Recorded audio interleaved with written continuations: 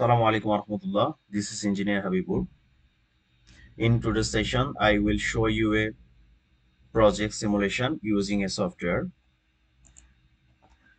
Here is the sequence.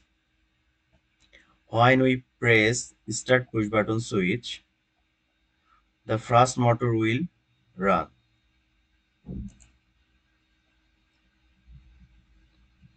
Then,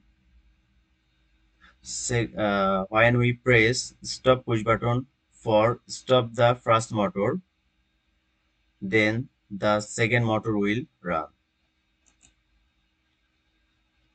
We have also taken another stop push button switch for stopping second motor.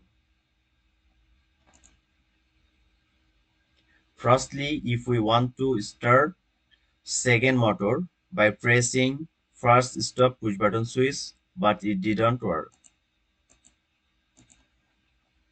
This is it. Thank you very much for your patience.